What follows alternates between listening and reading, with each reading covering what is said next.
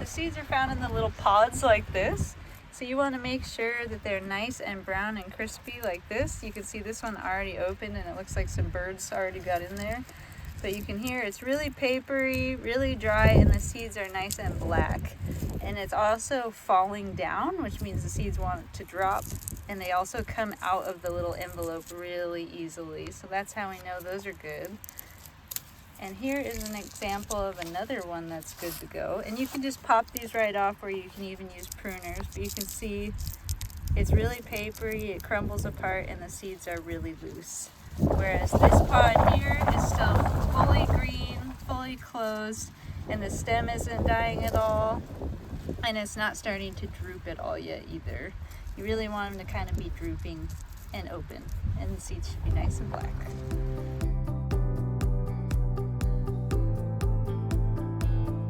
It's really easy to get the seeds out. You can even just rub them out or even just open the little pod and they usually pour right out.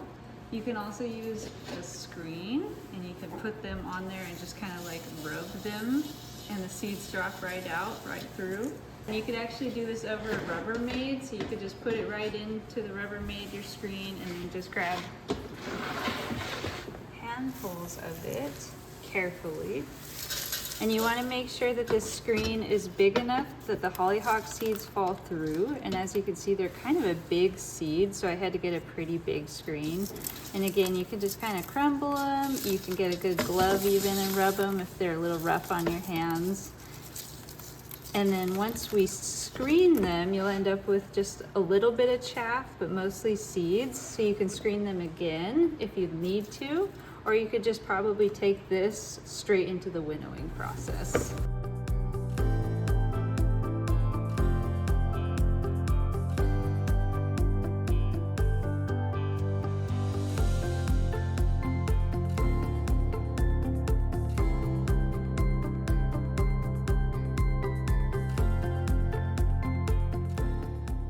After screening and getting the seeds out of the hollyhock pod, we're going to do what's called winnowing. And winnowing is simply the act of running your seeds through a strong air current to remove the heavy seeds, which will drop right through, and the light chaff, which will blow off.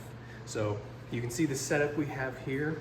It's just a Rubbermaid with a box fan on top, with an equal size Rubbermaid right in front of it, and simply slowly pour them into the fan current, and you're going to see some blow off, and that's okay because that's the immature seed, and you really want to get that out of your seed lot so it increases the germination rate. So don't be scared if you see some blowing off. The heavy ones should drop right in. And it's important to do this for a number of reasons, mostly getting the chaff out, which can harbor moisture, insect eggs, and even insects themselves. So if you want to do long-term storage on your flower seed, it's really good to get all of the chaff out. You might find it necessary to do this 2, even 3 times, just to keep getting as much chaff out as possible, because some will be attached to the seed or drop with the seed.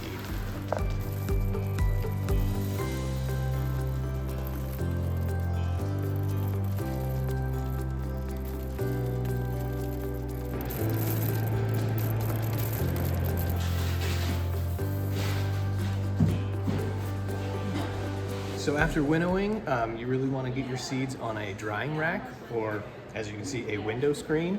And you really want to make sure you have airflow above and below, so try to elevate it off the table. And the reason for doing this is you want to get your seeds as dry as possible, relatively around 5 to 8% moisture left in the seed, so pretty brittle and dry.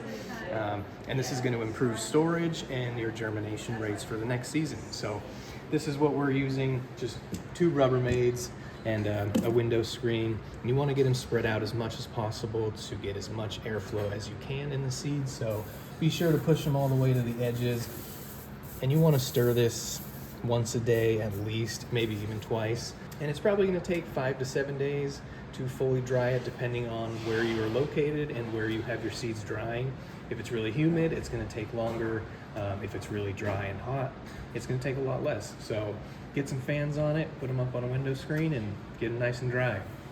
A good way to tell if your seeds are dry and ready for long-term storage is what's called a snap test. And what you're going to do is just take one of these seeds And if it will snap right in half rather than kind of, you can see it's not quite there, it's kind of papery still, and it's got some give to it. So these are not dry enough to do long-term storage. When they are ready, they will snap in half like a cracker. After they are fully dry and you did the snap test and it passed, now you're ready for long-term storage. And what you want to do here is get them in an airtight container. If you have mason jars with lids on them, some people even use envelopes and they seal them really well, put it inside of a plastic bag. And you want to do it in a way that's going to try to keep pulling some of that moisture out, so a paper envelope is a great way to do it. But ideally you want to store them 50 degrees, 55 degrees or below, nothing below freezing as that can damage some seeds. So for a good home gardener tip, put them in a shoebox, mason jars, in your basement, or anywhere that's really cool in your house. If you have AC somewhere in that area, airtight container, out of direct sunlight, that's going to be the best way to store your seeds.